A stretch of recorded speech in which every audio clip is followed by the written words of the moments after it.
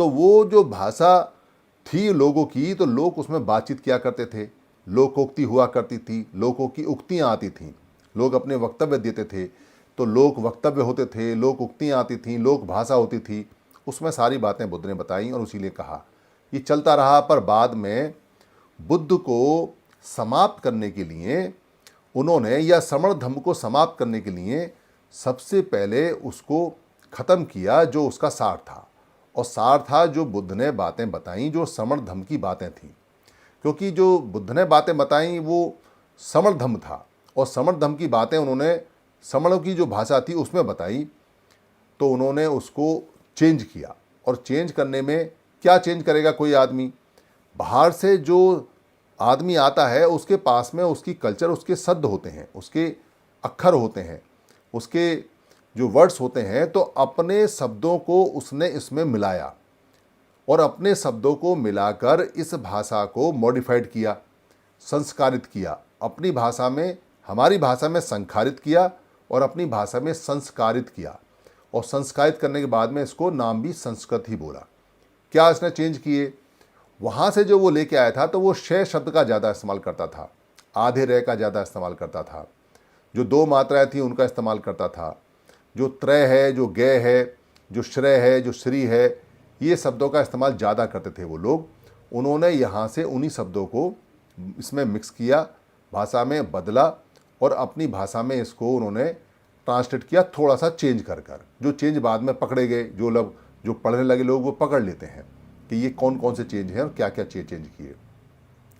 और यहीं पर नहीं रुके, उसको संस्कृत करके, संस्कृत भाषा में चेंज करके फिर दोबारा से पाली भाषा में टर्मिनेट किया। फिर दोबारा से पाली भाषा में इसलिए किया ताकि लोगों को यकीन रहे कि ये बुद्ध के ही वचन है, बदले हुए नहीं है। क्योंकि बुद्ध ने कहा था मेरी भाषा के अलावा कोई भाषा इसमें डालनी नहीं है। तो यहाँ से गड़बड़ होती है, और गड़बड़ इतनी ज़्यादा होती है कि हम जो स्टूडेंट जिसको बोलते हैं इंग्लिश में, उसको समुद्देश्य बोलते हैं, यानी समण उद्देश्य। समण उद्देश्य का मतलब है जो समण है और सीखना चाहता है, जिसका उद्देश्य है कोई, उसको हम स्टूडेंट बोलते हैं। और उन्होंने उसको सामनेर कर दिया, सामनेर कर दिया, और सामनेर करके उसका अर्थ थोड़ा सा बदल दिया। ये बातें इसलिए ज़्यादा इम्पोर्टेंट हैं क्योंकि आप ये बात समझो कि अभी भी हम व्यक्ति पूजा में लगे पड़े हैं, और अभी भी हम उसी जाल में फंसे हुए हैं जो जाल पहले था।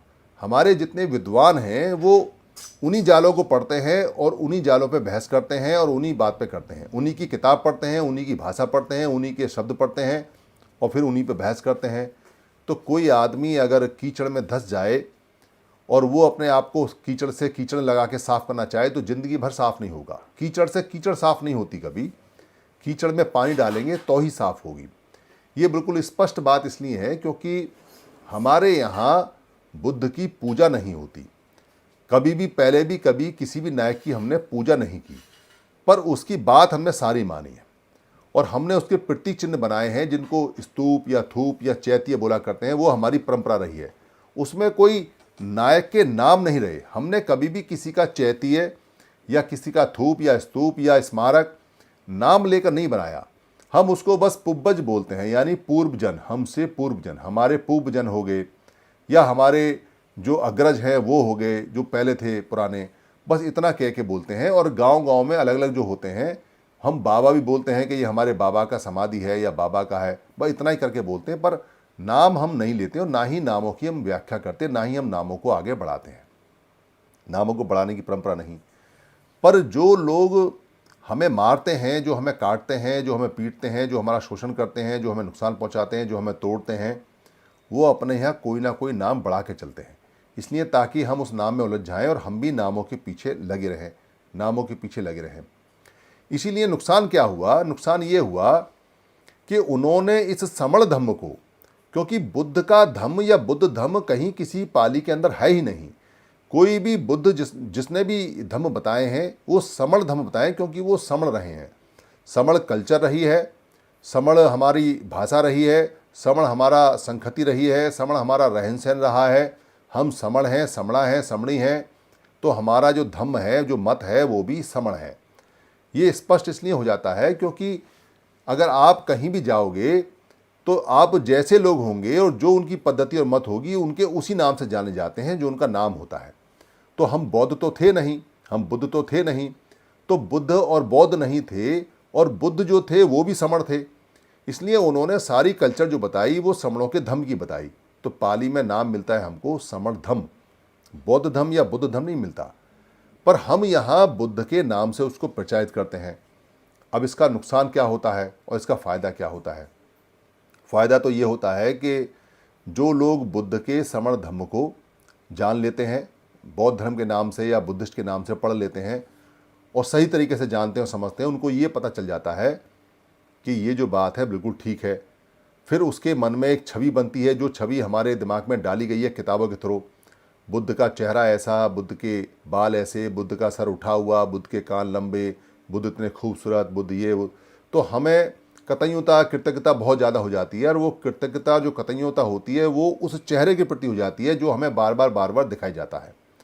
ये काल्पनिक है, क्योंकि कोई नहीं जानता कि बिहार के लोग कैसे थे और बुद्ध कैसे थे और कैसा उनका चेहरा था, कैसा फुटता। पर हम उस काल्पनिक चेहरे में रम जाते हैं और हम फिर धीरे धीरे सार छोड़ना शुरू कर देते हैं, और जो आसार होता है, जो चेहरा होता है, उसमें रम जाते हैं, जो कि झूठा है। उससे क्या होता है कि हम बुद्ध को सीख कर भी बुद्ध को नहीं सीख पाते।